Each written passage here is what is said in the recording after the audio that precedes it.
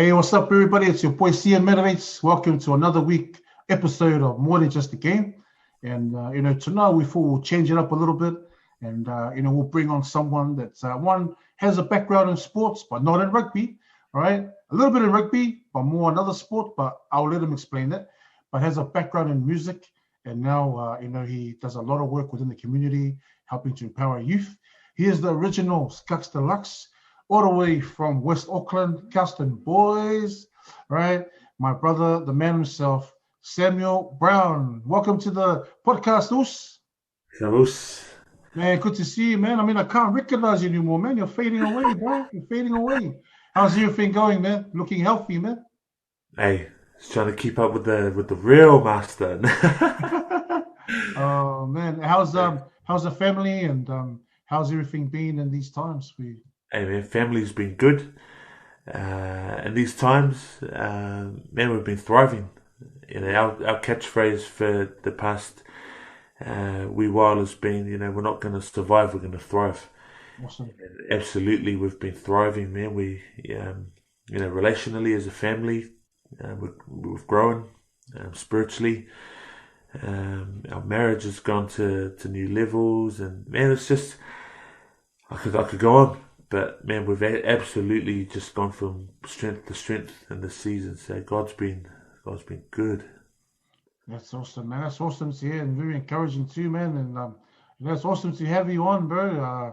I think our relationship goes way back to school, Yeah, and then also we worked together in the mall. But I remember back in school, man, like you were the man. I think I used to get you to play the guitar, when but we don't want to bring that up again. We don't want to bring that up again because Michelle might give me a little jab.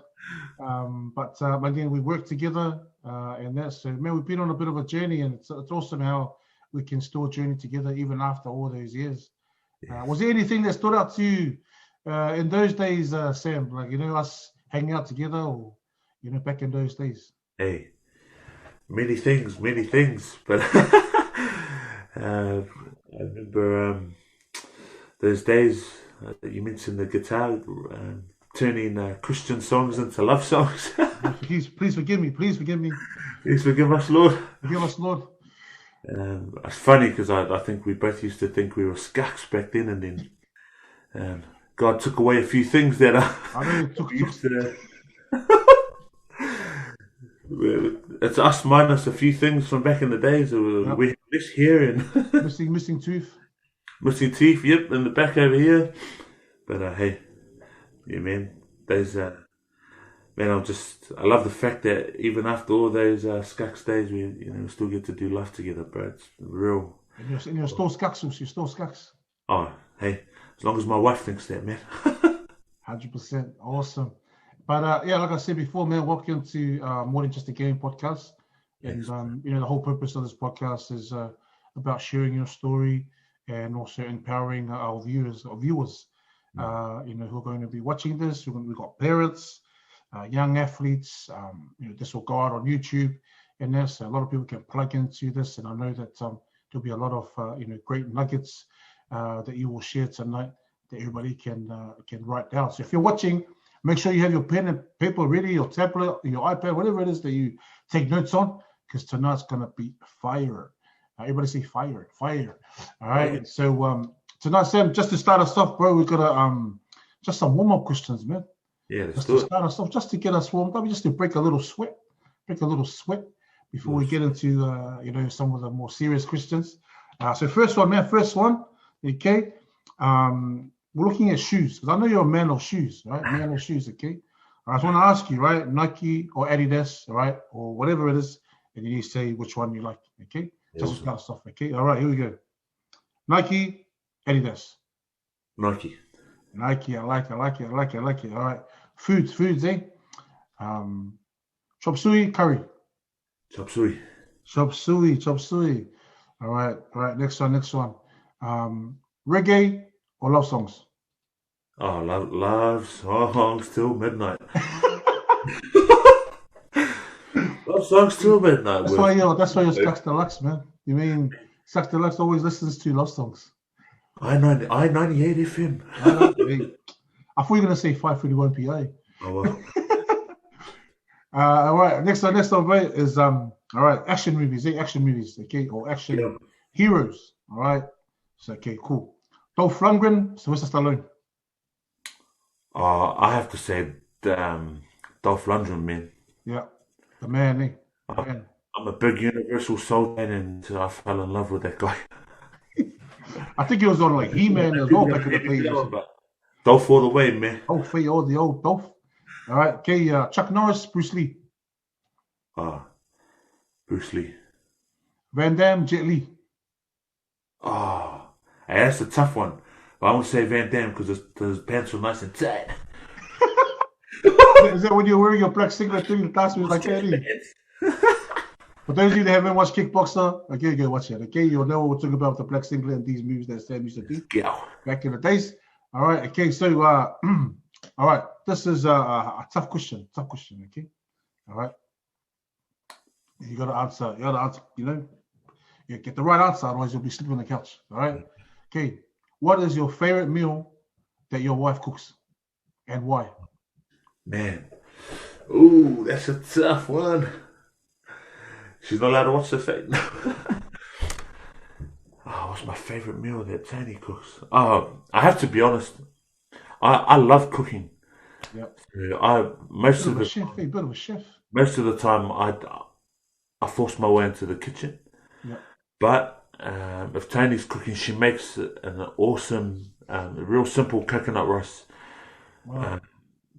I can't give away the secrets, but like her coconut rice is unreal. That's not a full meal though, eh? I'm just gonna stick with that because that's my favorite. Favorite meal. Awesome. Well, thanks for answering those warm-up questions. Hey. Really set the the platform for for us to launch off.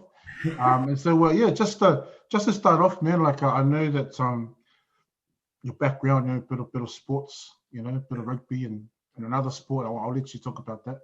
But also a bit of your music background as well. Like I know that you've done really well in music. You won a few awards and stuff like that. Man, just if you can, just share a little bit about your background, Sam. Like, where did you grow up? What sports you played? Maybe go into your music background, family, and that. Just to start us off, man. Awesome. Probably firstly, I'm a husband. I'm a proud husband and dad to three beautiful kids, and I'm a friend and a brother to many, and a son. But in terms of growing up, from the age of 4, I actually played. I played soccer Yeah. pretty much from the age of 4 all the way through to the end of high school. I was fairly good. Me and my brothers were the first Samoans across New Zealand to play first 11 soccer. So when I was at Custom Boys, both me and my two brothers got to play first 11 soccer. So which was that in itself was a bit of a feat. Having 3 siblings playing in one team. First Samoans to play first 11 soccer was awesome. And so so I played soccer pretty much my whole life. At Cowston, I was part of the Sports Institute as well, and the soccer too. I actually had a break from soccer, so from Form 1 and 2, I decided to stop playing soccer, and I went and played rugby.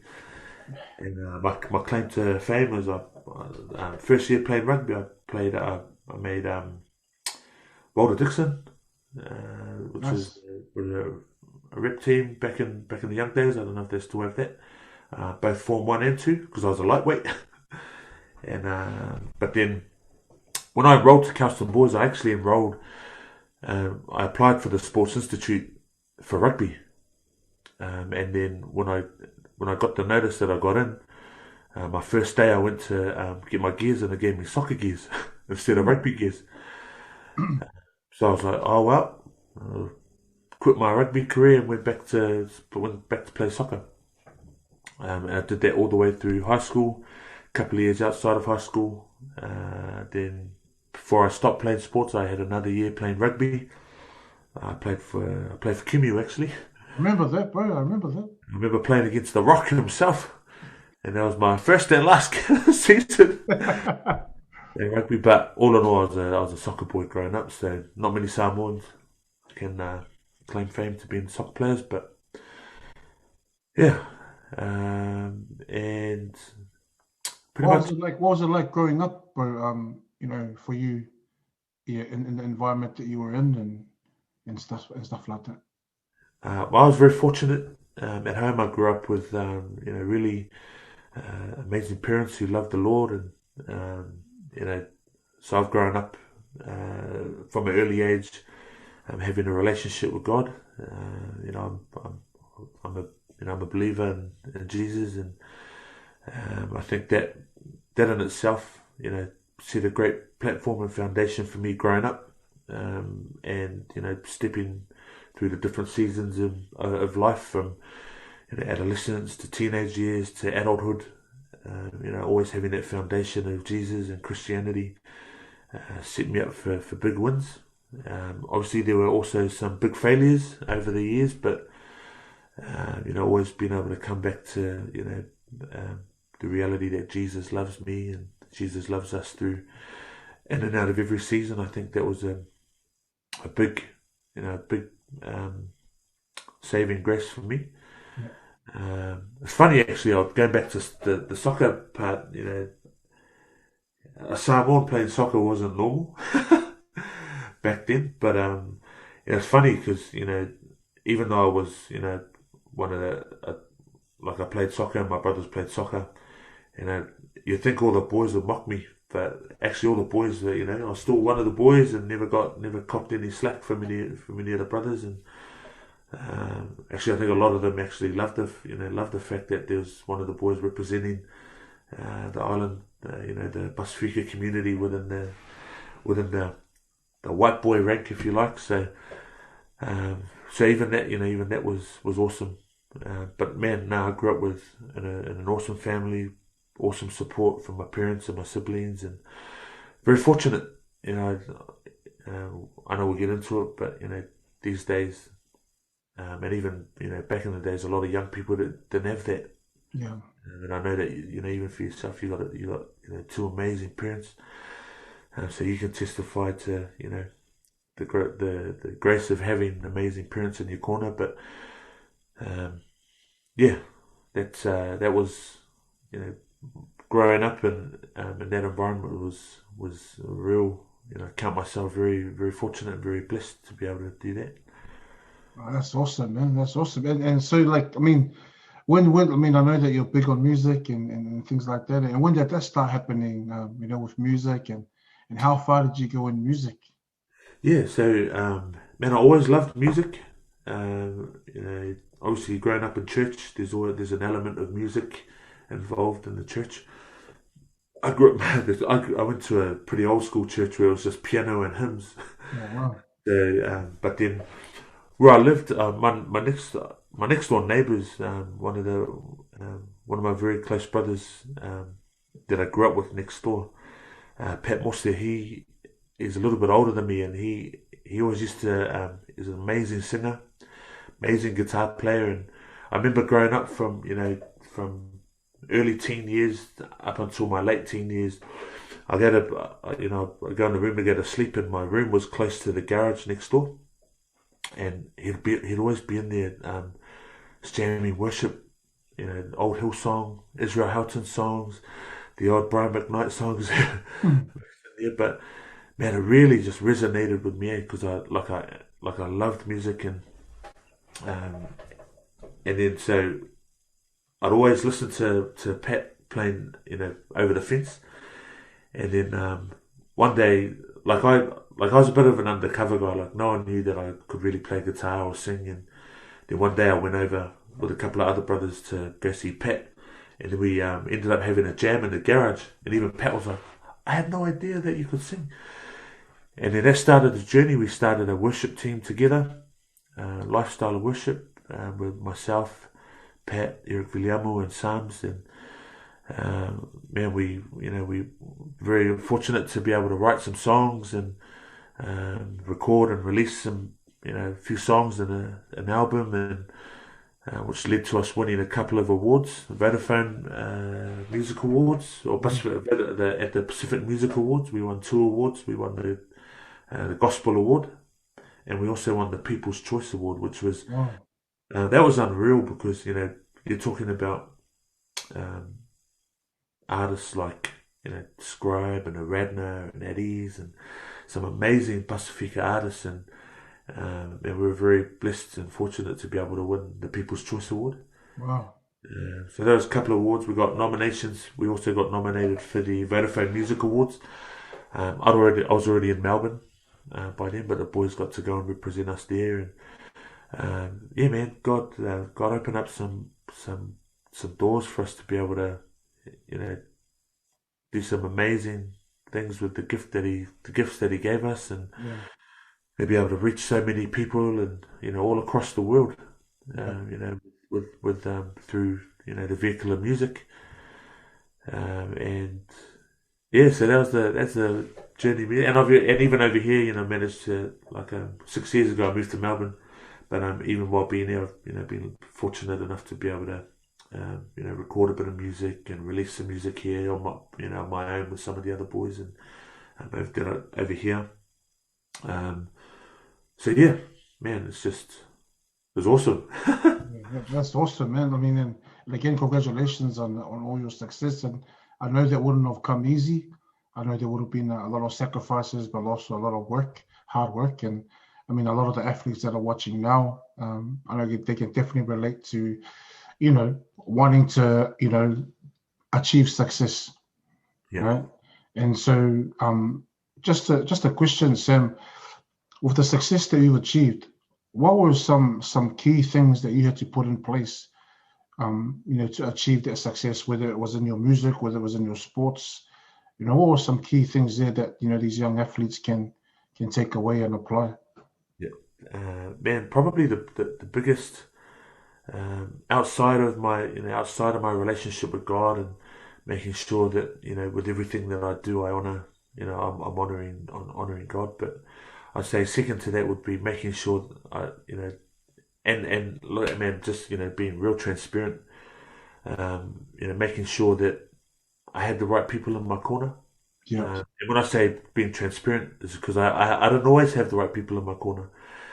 But making sure that a big thing for me was in terms of keeping grounded, staying grounded, staying humble. And making sure that I have that constant reality check, was making sure that I had people in my corner that I knew were gonna speak life into me, 2, speak truth to me, and 3, believe in me. Because a lot of times when things hit the fan, it's one of the first things we tend to lose is our self-belief. And it's in those moments, making sure that we have the right voices, speaking into our lives and pushing us and carrying us forward. That was really key. If I think about music, if I take music as an example, I remember there being a period where, I'm sitting there with, when we started Lifestyle, there were 4 of us in the group. And I looked at the other 3 that I was with, and just I used to question, man, why am I here? Like, these guys are so amazing, with what they bring and what they can do. Who am I? What do I have to bring to the table? And I learned very early on that especially through the encouragement that they give me, and and the life that they speak into me, that what I brought to the table was very important. What I had to offer, no one else could do, no one else could bring. And also, in addition to that, what I brought was important to what we all brought collectively. Without me, we wouldn't be able to bring the same, wouldn't carry the same weight. So I learned that very early on, in the music journey, and it really put me in a position where, regardless of what platform I got to stand on, or what platform I got to, had the privilege of being able to utilize, that what I brought to that platform was important, Yeah. and someone there needed to hear whatever it was that I was bringing, whether it was a song, whether it was a word, whether it was an opportunity to be able to speak. That what I brought was important and carried weight, and that I had been um, given a specific gift to be able to share, with people. And also, I mean, the other thing that one thing that I learned was, man, God gave me a gift, and if I don't learn how to utilize it and how to give it to people, is it still a gift? Mm. Or is it, or what is it? If I don't have this gift to give others, you know, is it a gift? So, Mm. man, God really challenged me, in that regard as well. He's given me this opportunity to be able to share a gift, and a gift is for others. Yeah. So I got to give it. Yeah. And so, yeah, so that's definitely, one of, the two of the main, the key things were making sure that, I was always in line with, or in the right Jesus space, if you like, making sure that I was always in tune with God, and also, had the right people in my corner. Yeah. Well, that's awesome advice. I mean, I know a lot of our viewers. Some are believers and some are not, but they can still relate to being in that right space, and having those strong core values. And then what I loved about what you shared, and for those that are watching, you gotta write this down. Sam spoke about having people in his corner that spoke life to him, which encouraged him, but also speaking truth, and also believe in that. And I think it's a massive, and that's important for everybody to remember, and not to lose sight of, is those three things. I mean, this week, Sam, just to let you know, one of our key themes was who are you running with? Mm. In your circle of influence, will determine how far you go, and all of that. And I love what you shared about, being in that team environment, and learning off each other, but also understanding that you bring something to the table too. Yeah. And a lot of these athletes are part of a team. Yeah. They're part of the Iron Armour team. They're part of the Iron Armour family. And I liked how you just reiterated that they all bring something, but also that the environment that they're in is to help them to grow too. I mean, I know you're doing a bit of youth work now as well, Sam, in schools, and you're doing an amazing job at St. Albans.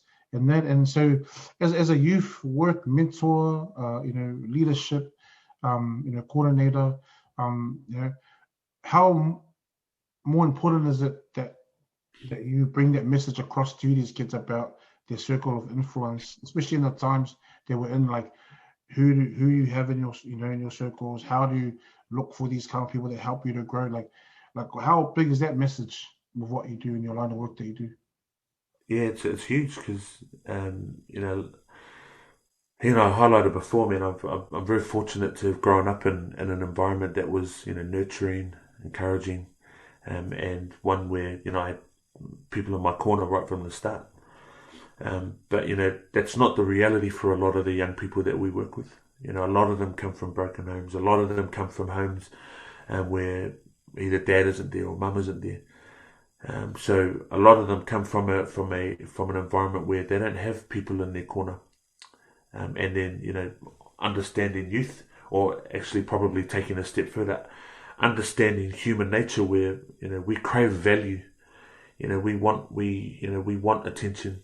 We want to feel loved. We want people. We want to feel valued. We want to feel that someone believes in us. And a lot of young people step into the school environment, and they don't have that. Mm. And as I, when I say by nature, that's what we crave. Also by nature, that we're going to look for it if we don't have it.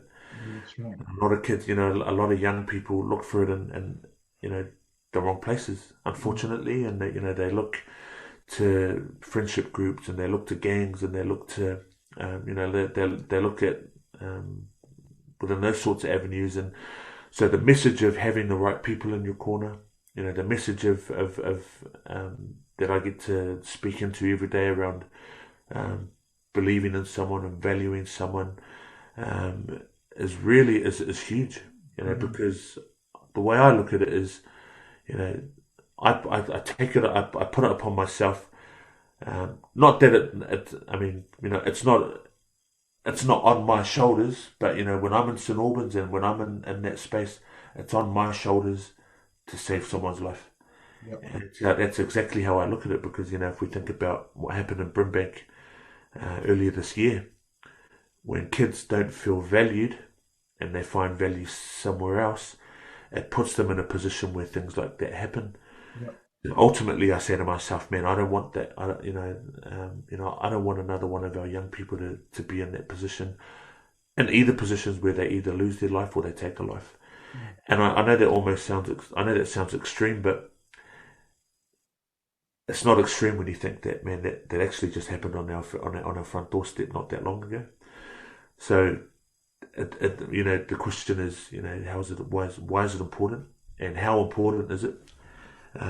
That's why it's so important, and that's why it's important to me, because reality is, I always say to young people, you're this close to it being this close to the next news headline being about you, and that's one of the and like that probably wasn't such a reality prior to the unfortunate event that happened not that long ago, but now the conversation carries so much more weight. Yep. And it's so much more real to our young people because of what happened.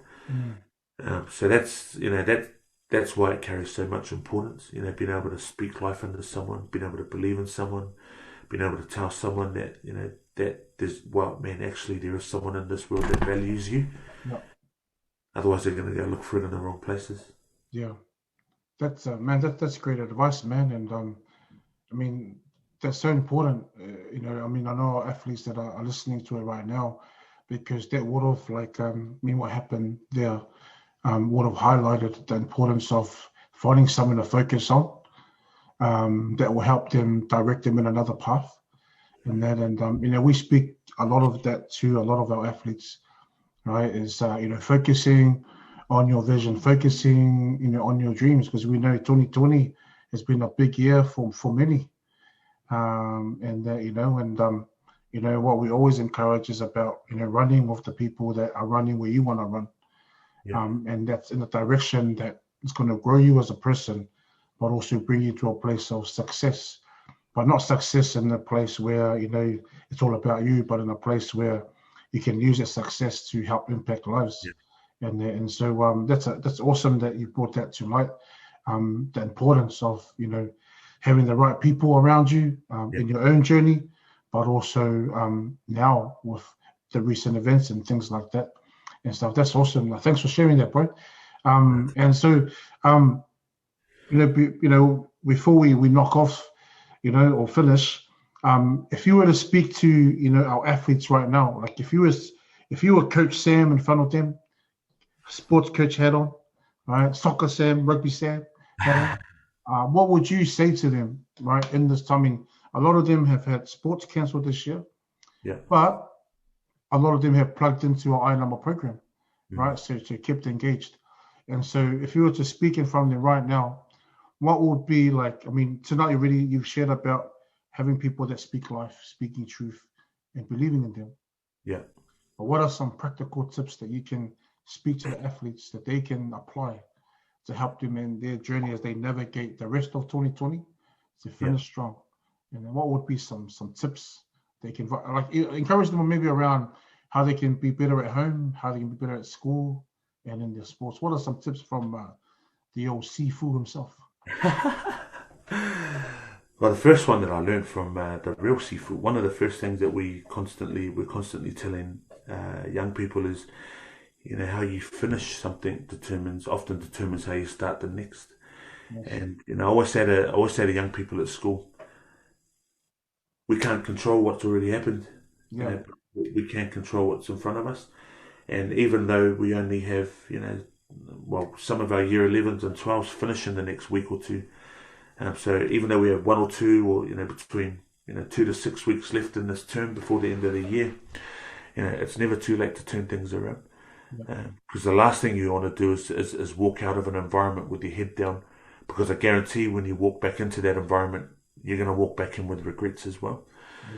So regardless of how this year's gone, regardless of what you've been able to do or what you haven't been able to do, pick yourself up, keep your head up, stick your chest out, and make sure that you do everything that you need to do between now and the end of the year to be significant. And I always like to tell young people, success is awesome.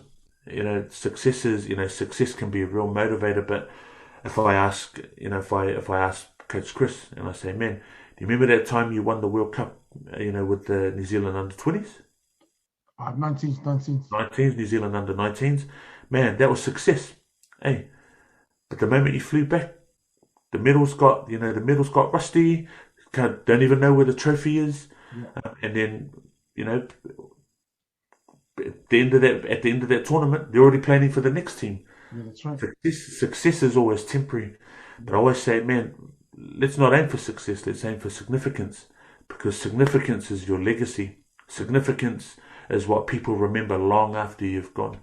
So if we think about Richie McCaw, he won World Cup after World Cup after World Cup, Bledisloe after Bledisloe after Bledisloe. He won it all. His success was great, but all those things have gone. But people will never forget him because he was significant. Yeah. Hey, so now young people have 2 to 6 weeks in order to create a legacy for themselves, especially our year 12s. How do you want people to remember you when you're finished? Long after the dust settles, long after you close, you close a chapter on this part of your story. What are people going to remember? They're going to when the film cameras go back to your high school and they and they go around asking about different players. When they ask the coach about you, what's the coach going to say? Is the coach going to say, "Oh, it could have been someone great, had a lot of success at school, but then he became lazy"? Or are they going to say, "Yeah, man, when he was here, he started strong, he finished strong, and now look at him today." That's significance. That's legacy. So man, the whole theme of finishing the year strong. Do what you do in order to make sure that you finish strong for the sake of next year. And man, I'd like, and I know you mentioned that not everyone's believers, but if there's a story in the Bible about the woman with the issue of blood. She was in amongst the crowd, and she needed a touch of Jesus. Hey, and if you think the definition of crowd is in the dictionary it says a space or room or along the lines of with no room to move. So in that story when it says she was in amongst the crowd, she couldn't move. But so when I think of that, I think of a lady with an issue of blood and amongst the crowd couldn't move. And then the next part of the story is that it said that she touched the bottom of Jesus' robe. And the significant the second thought around that is she didn't walk up to him and touch, slap him on the side and go, "Yeah, got my healing." She was in a crowd, so she couldn't move. And she touched the bottom of his robe, and back in the days, the robe was something that was down around the ankles. So what that tells me is that she was at the least on her knees. So she was in amongst a whole bunch of people couldn't move, crawling in amongst all these feet, where really there's no room to move for a small touch of Jesus' robe. To in order to get her healing. Why am I reminded of this? How hungry are we for something? Are we willing to get in even in amongst the crowd when there might be hundreds of guys, young people going to a trial, and are you the guy that turns up and goes, "Oh man, I don't know if I can do it. I'm not confident. I can't do it. I don't have the goods." Or are you that hungry that you're gonna crawl your way to get to the goal? You know what I mean? And yeah, man, I hope I hope that encourages someone. That story or that thought, because a lot of us give up when things get tough. A lot of us give up when it gets too crowded. But if a lady who has an issue of blood, who's literally on her deathbed, can crawl in amongst people or in a space where there's not even any room to crawl, and get what she needed, that encourages me, to think that, man, if she can do it, we can do it. I can do it. You can do it. Yeah. You can do it. No, that's powerful, man. I love that story, and it really just brings that thought of how, like you said, how bad do you want it, but are you willing to do whatever it takes? Yeah. Because most people do what it takes, but not willing to do whatever it takes, or they're not willing, to go above just doing enough. Yeah. And that as well. And so, man, thanks for sharing that, man. And I know that a lot of the young people that be watching and their families will be encouraged and empowered with what you shared tonight from your own story, but also all the nuggets that you shared, and especially the one chicken nuggets, especially the one that you just shared about the lady with the issue of blood, who did whatever it took to touch Jesus' cloak, healing. It's a good picture of what we need to do to cross the line this year. Yeah. Right? I mean, even like, sorry, and like the other thought around that is, we're talking about hundreds of people. Yeah. She didn't care who was there. Yeah. She didn't care who else was in the room. She didn't care that that society had cast her out because she was sick and she wasn't someone that society would accept. And she didn't care about any of that stuff. She didn't care that she had no, that she lacked. All she cared about was the goal. Yeah. She had to get there, and she was going to do whatever it took to get there, regardless of opinion and regardless of whoever else was around. She was going to grab it. Yeah. And so often the opinion of others stops us from reaching goals because we worry too much about what other people think. Yeah. Who cares? Get the right people in your corner, get the right opinions in your corner, and go grab your blessing. I like that. Hey, get right people around your corner, right? And what else you say? Get right people in the corner. Hey?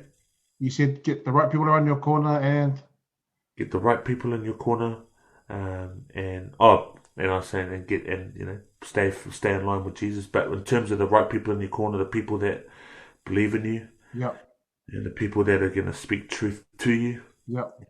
And I like that. I like that saying of people that are going to, and we use it often. People that will say what you need to hear, yeah, not what you want to hear. Yeah, people that are willing to have the tough conversations. Yeah. The straight up talks, we have them. Yeah. Coach Chris is in my corner, and we're constantly speaking life into each other, constantly. And Coach Chris will testify, man. We're not afraid to have the tough conversations when we think that something should be done differently or said differently or even approached differently. We have those conversations, and that makes me better. Definitely makes me better. But yeah, people that believe in you. The ones. And that's awesome, Coach Sam, aka Skux Deluxe.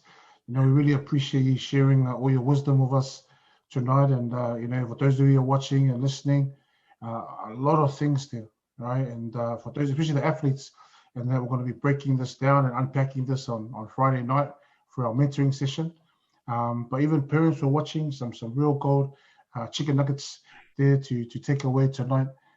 To really help you navigate through this time, 2020, finishing strong, having the right people around you, which is, what was our topic tonight that we were talking about. So, Sam, man, thanks for coming on tonight, brother.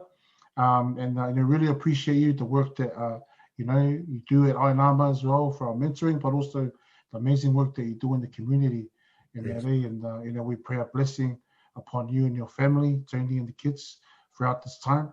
And we look forward to catching up again. But before we finish, man, any shout outs to anybody? Any shout outs to your millions and millions and millions and millions and millions of fans around the world, nations? Oh, well, hey, mum and dad. No, man, just shout out to everyone, and all the best for the rest of the year. And grab your goal, get that goal, do what it takes. Awesome.